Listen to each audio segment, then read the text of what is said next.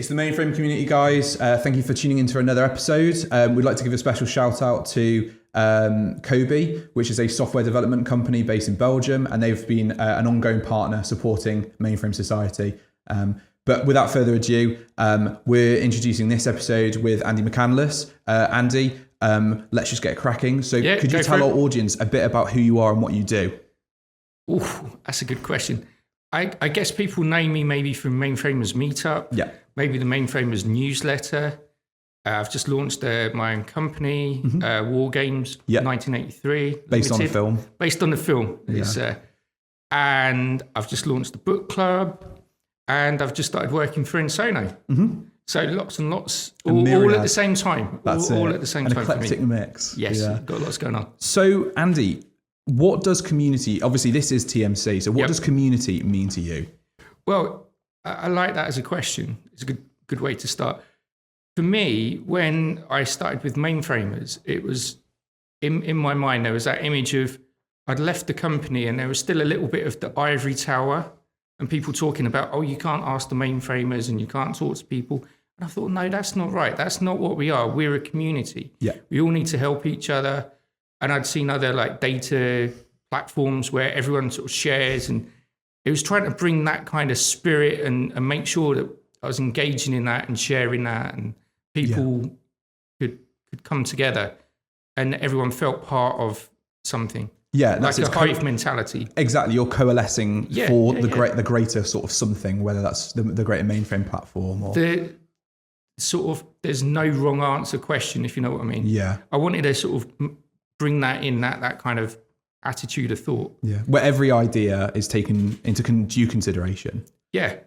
And what I would say with the community side of it, lots of people, there's still a little bit of, if you ask a question to people in the mainframe community, sometimes it's a bit like dropping a pebble in a bucket because it makes a ripple, but you don't hear any noise. Yeah. And yet in my private inbox, I get lots and lots of mails for all sorts of things. Yeah. So it's interesting that's an aspect I think we need to change in the community. Definitely. Yeah. Just to get people to feel more confident and speak out. This is it. We don't want people to feel like they have to anonymize everything or they can't ask to the wider community. They can only ask to individuals because we're all working together, right? Isn't that the point of community? Well, this is the whole thing. It's almost like this, we have imposter syndrome for going into a role. Yeah. But there should be imposter syndrome reaching out a bit further, just to the community. Yeah. If you're sitting there and you've got a thought or a question, ask it, because you generally find someone else has got the same question, same idea, same thought. And you want to just kind of share ideas, share knowledge. And I'm sure you'll ask me about the book club later. And I can say that, spoilers, that there's a wisdom of the crowd's idea behind it for me, which I hope people will run with. Yeah. So obviously a lot of kind of a very fleshed out answer there. You've touched previously, not long ago on Mainframers as a community group. So could you just sort of tell our audience, what community groups are you currently or have you previously been a part of? This is another good question for me, really.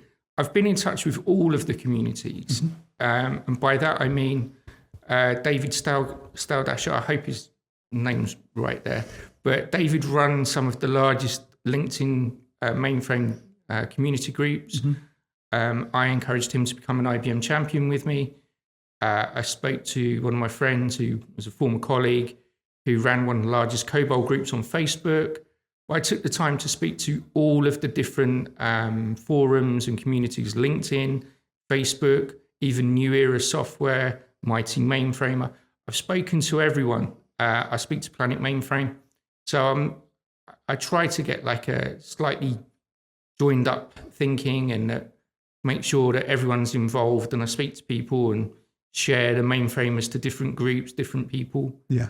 And that's the key. I just want to make sure that people know what we do and what's there for them and to help the community. Exactly. And I can attest to that because obviously you're here now with Mainframe Society and you've supported me with some of the work I've been doing with Waves, and obviously we've collaborated and then sort of you've given what we've worked on a shout out in the newsletter. So it's sort of a mutually beneficial arrangement, right? Yeah, and I'm always keen to speak to people, find out from them how I can help. Every so often I write like a little article. If I find something that I think is an interesting discussion point or something where we just need to sort of maybe share.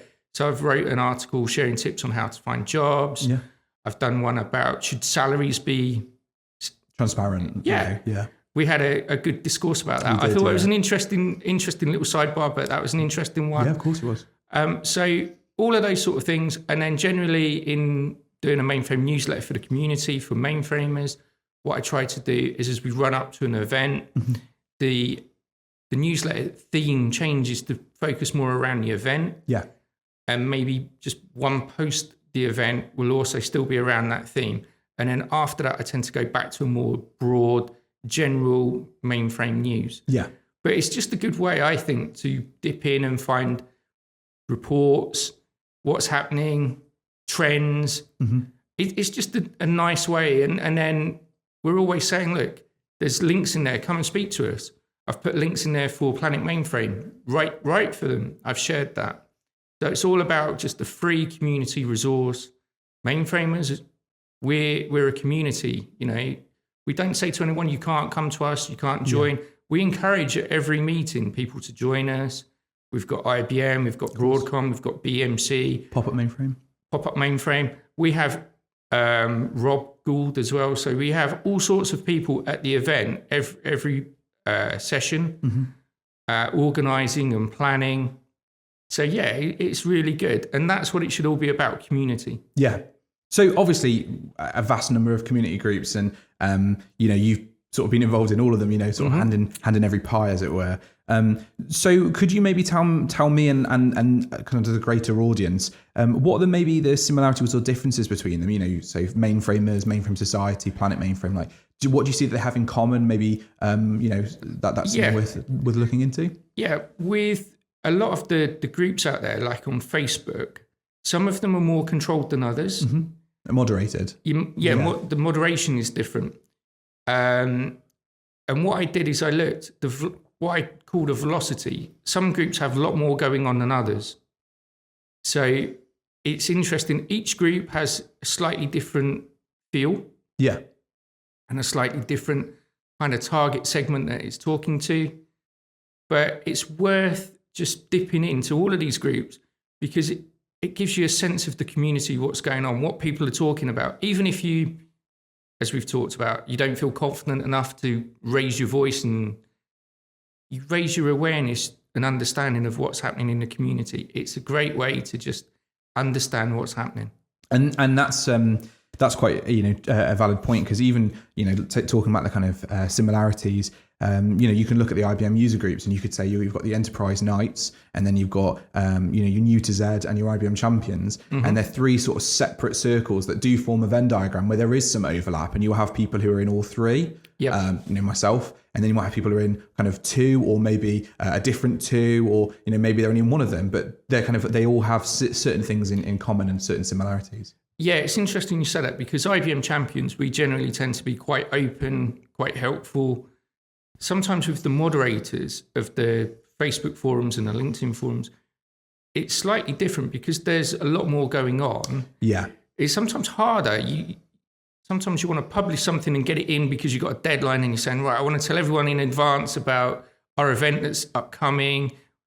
We've had to change the time, or we've had to change the speaker, or we're doing something slightly different, and we want to tell everyone about it. And this is where sometimes when you do that, you don't get that immediate response and you've got to wait to be approved. So it is different. Yeah. But once you know that, it's still a great place to go. Yeah. And sometimes I would say the other thing is that Facebook and LinkedIn still seems to be a bit more corporate feel. Definitely. And Facebook feels a bit more relaxed. Even in the forums, it still feels slightly more relaxed in the way that people exchange ideas. Yeah. And the one that I use sort of most frequently, because it's very easy, you know, on my phone and all that, is the Systems Enthusiast Discord. And they've kind of got, you know, they've got sort of your kind of voice channels. You've got, you know, your water cooler talks.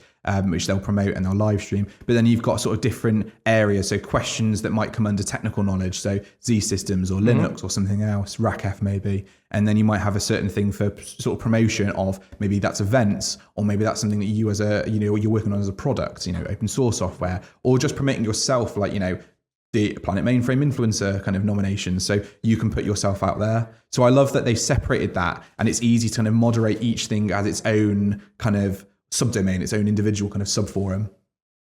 Just as a sidebar, can I just share something that might be interesting? Sure. One of the tips I found helpful with the newsletter is I created my own separate LinkedIn group that's private to just myself. So it's got one member. Yeah. But what it allows me to do, when I write the newsletter, I'm often thinking, how's that going to look on PC? How's it going to look on mobile? Because you mentioned mobile, and it is a different look. Of course it is, yeah. And by publishing it into a specific LinkedIn group that only I have visibility of, it allows me to see how it will look on a mobile phone. So sometimes if I'm not sure, is that going to work on mobile? Will that image transfer? What I do is I put it into that LinkedIn group, and then I open a LinkedIn group from my phone.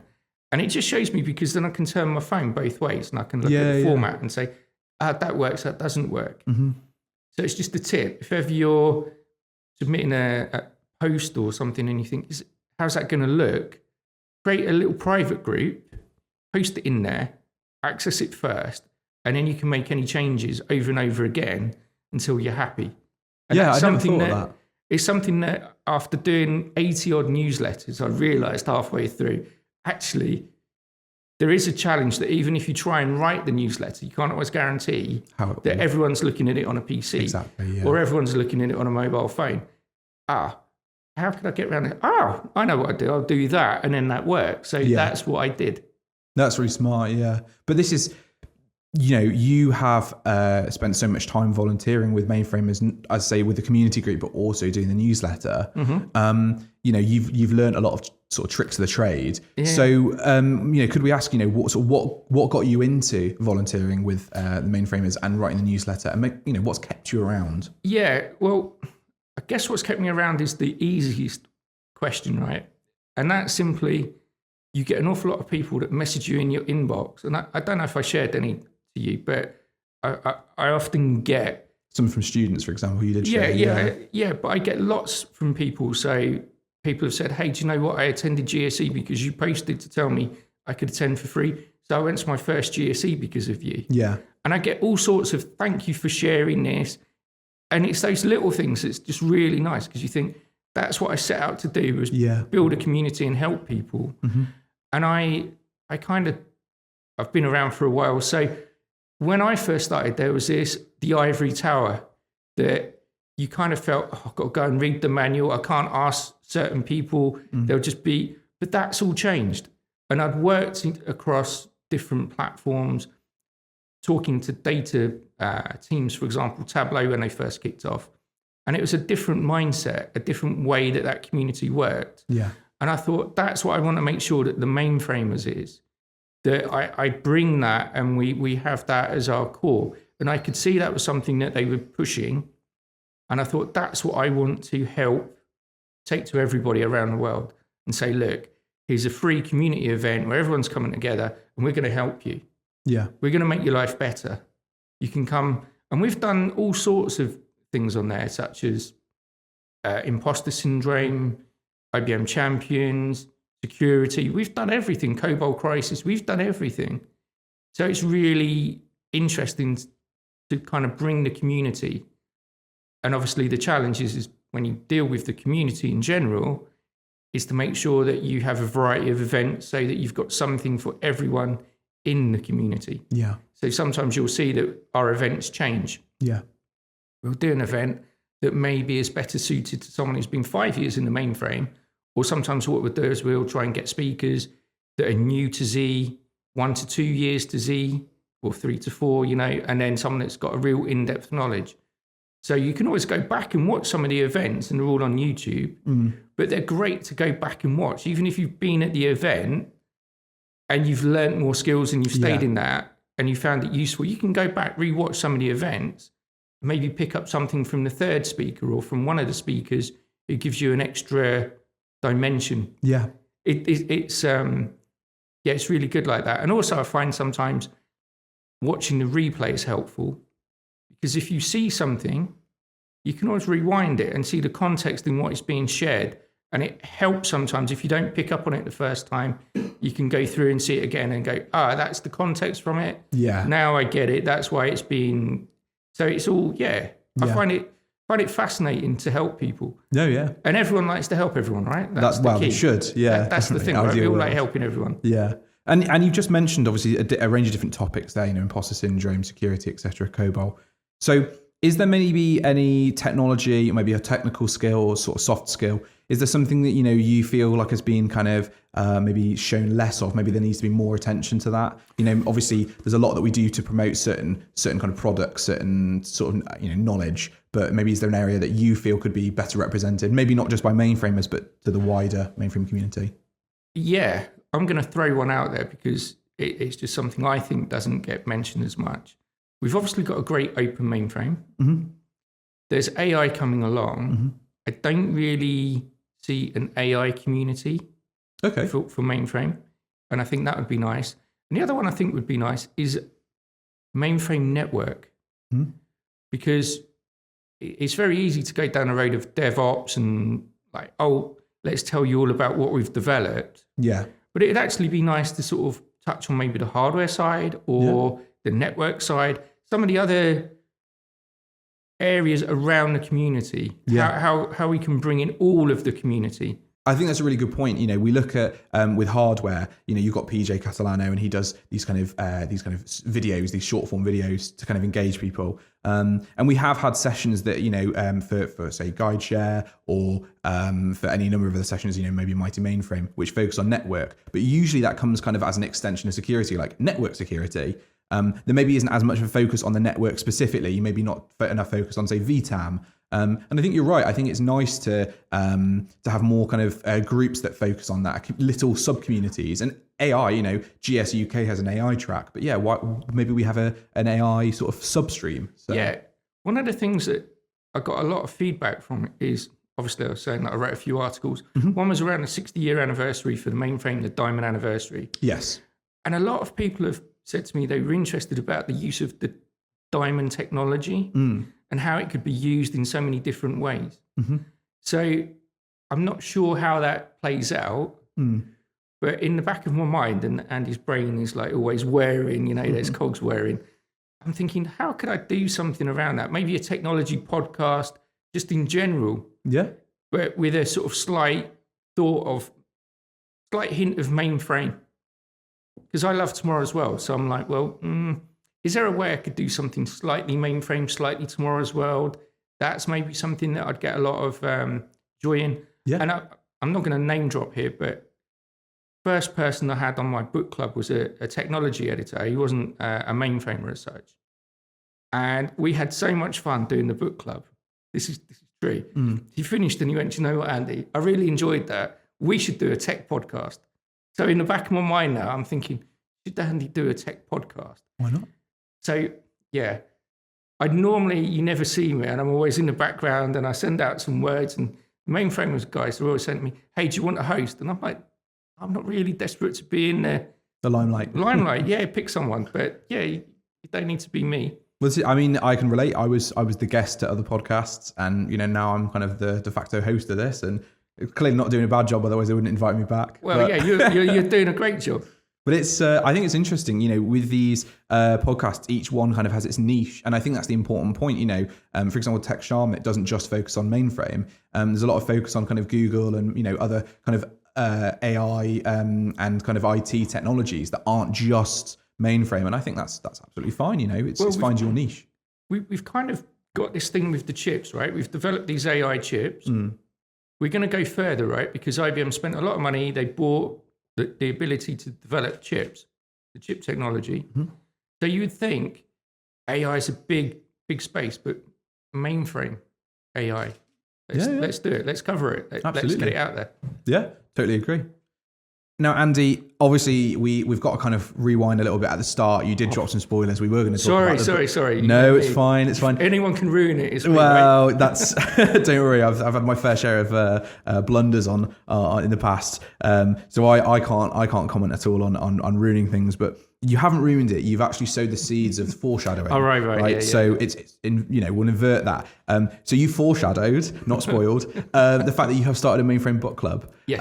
It's obviously you just touched on the fact that the first episode wasn't just mainframes; it was general kind of technologies. Yeah. But would you like to tell our audience more about that? Where they can find it, what they might be kind of what might be in store. Yeah. So I really racked my brains and thought, what could I call a Mainframe Book Club first of all? Mm-hmm.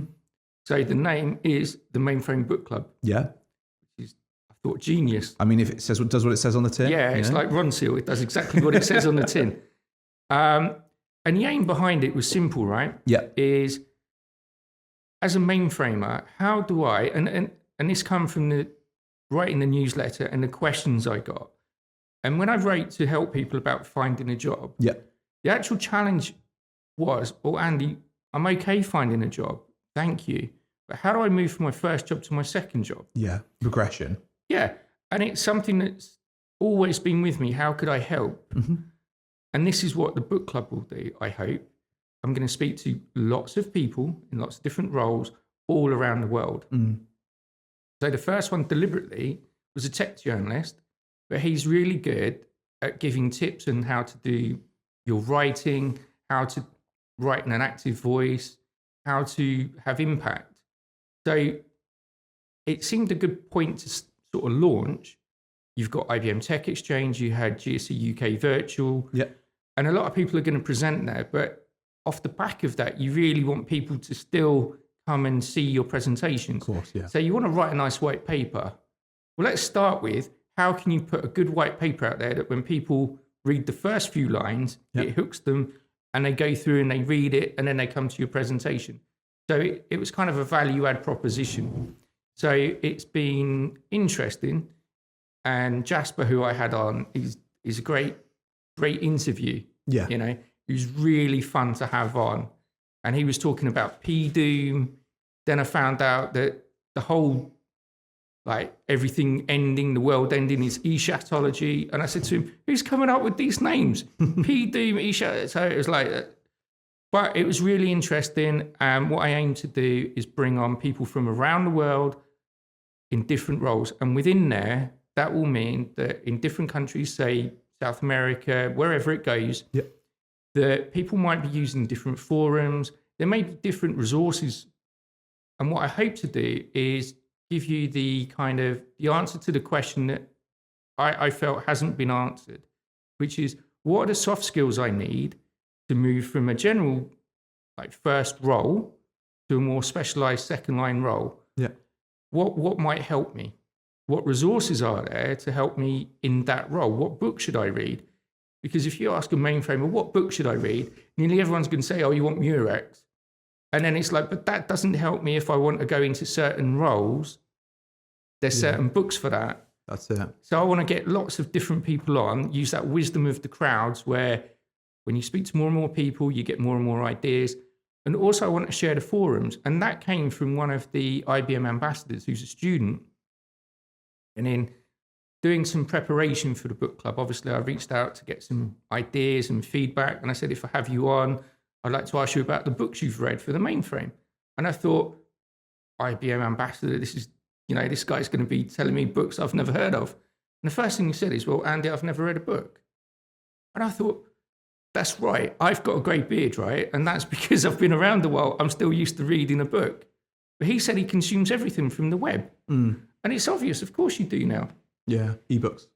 Well, yeah, it's ebooks, forums, websites, even videos. Yeah. A lot of people now are watching videos.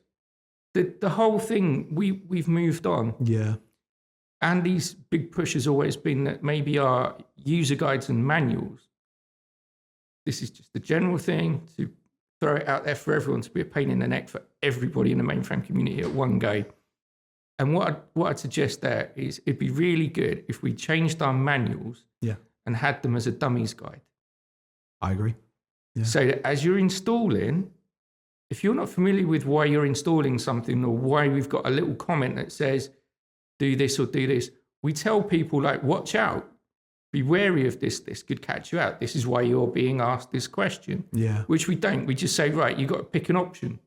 But the implied knowledge is that the person who's doing this has done it for the last 20 years and knows why they're taking that decision. That's it. There's an expectation that you've got a sort of decade of experience. We assume that people know this, and they don't necessarily now. Most people do, some may not.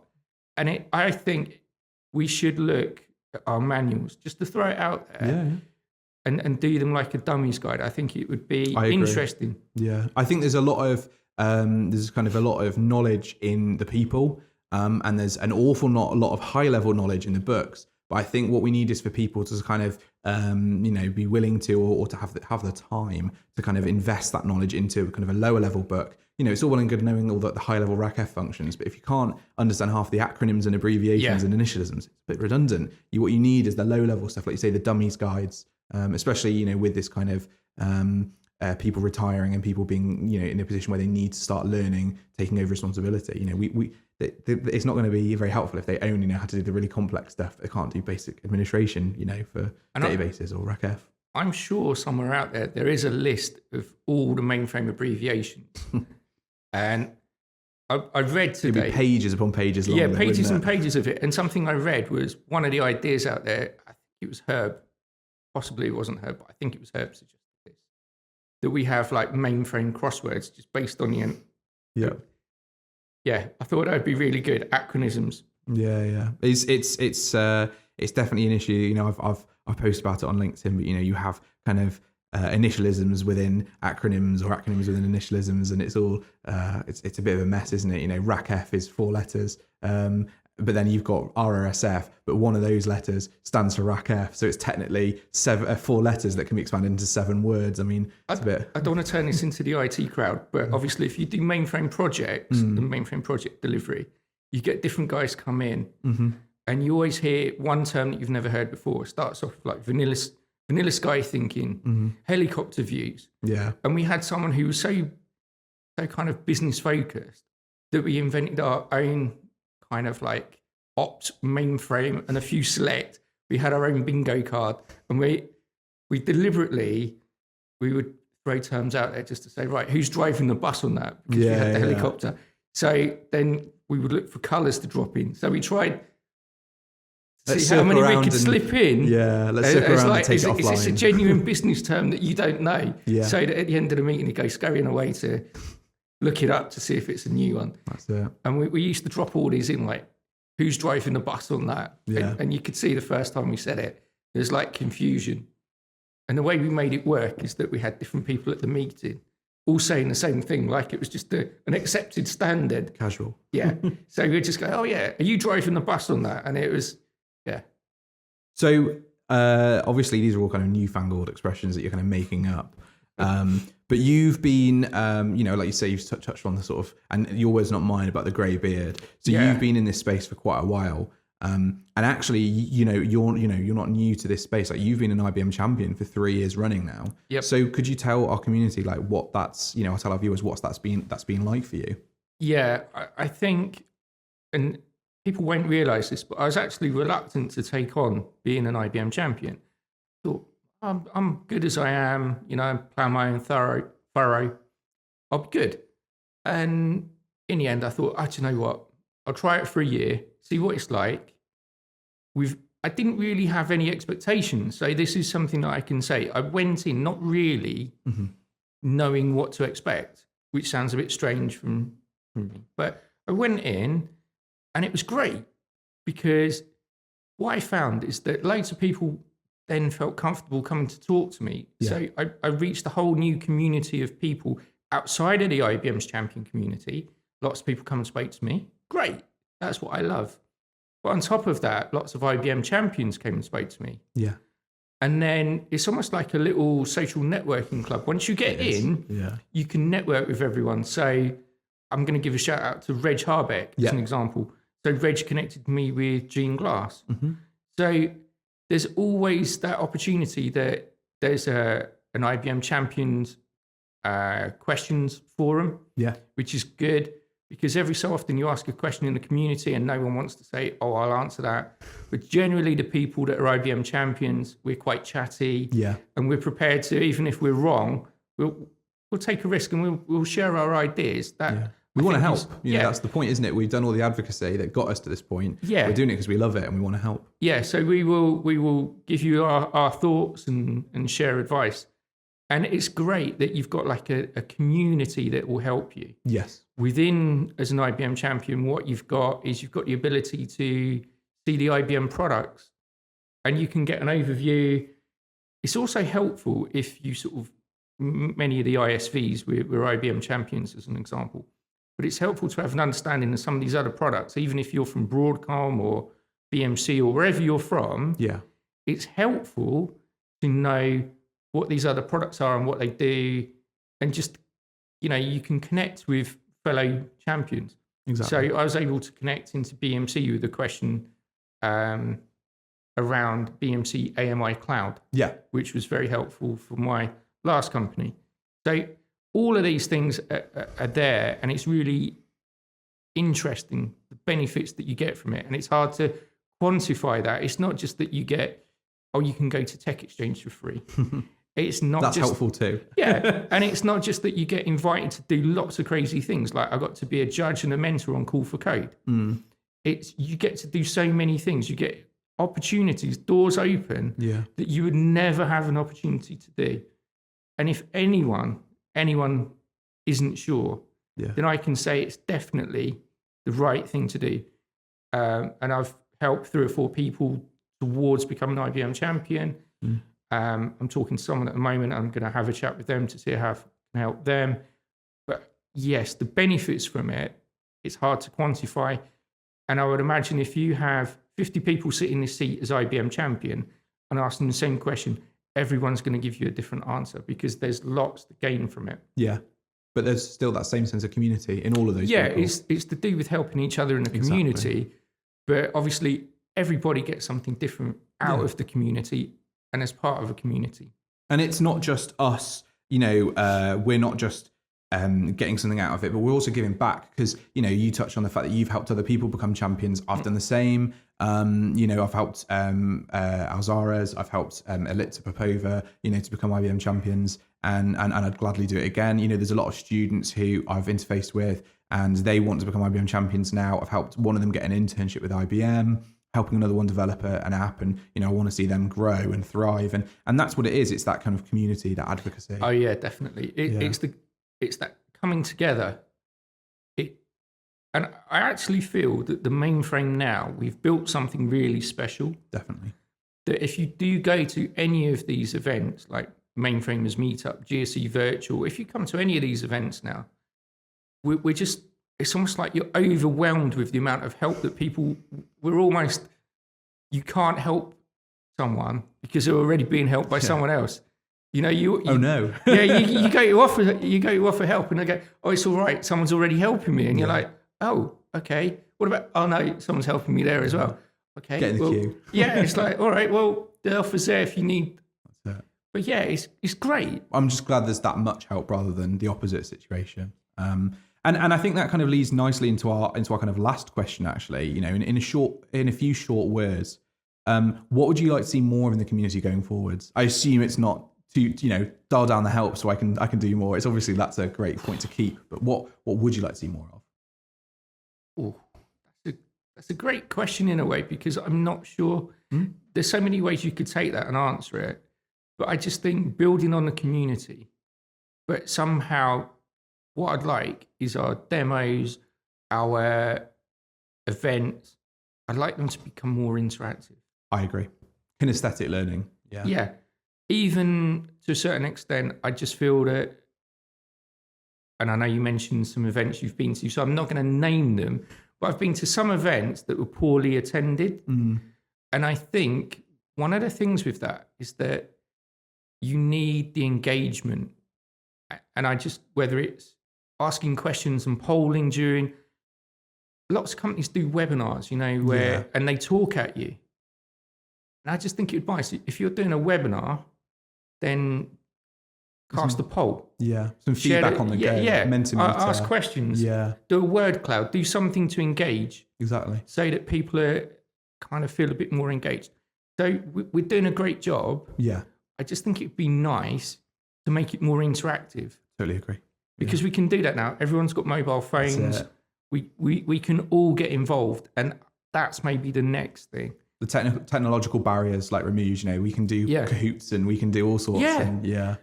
Because let's try and break the final hurdle. Yes. Which is in getting people to engage. Right.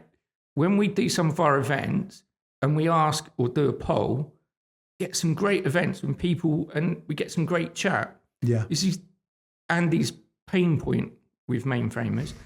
We do some great events, and during the event, we get some amazing chat. Mm. But generally, after the event, all that chat goes into Andy's like LinkedIn inbox. Yeah, not utilising it. Yeah. Every so often, and I've tried this in the past, I've asked a couple of people to just post a comment on my newsletter. And it's weird that once the first 2 or 3 go in, suddenly I get flooded. Yeah. It's like it opens up the door. No one feels comfortable being the first one. Yeah, and it's like, just guys, be the first one, be the second, be the third, be the fourth. But the way you really maximise that newsletter, add a comment. Yeah. Put something in there, because then it's a community. Mm. That's me giving back. That's you giving back. That's it. No, I love that. I think interaction and kind of engagement is so important. Yeah. I think that's a really valid point, and I hope our audience kind of especially if you're going to do a presentation in the future, I hope you kind of take that feedback away, because I personally would very much agree. But thank you very much for coming today, Andy. I think that about wraps up our episode. So thank you for coming today, Andy. Been a fantastic time, and I think our community have gained a lot. I know I have, and I know you've got multiple communities who are probably going to be watching here. But yeah, I thank you again for tuning in, everyone, and also thank you again to COBOL for the kind of ongoing partnership with Mainframe Society. Thank you, everyone. Bye-bye. Cheers.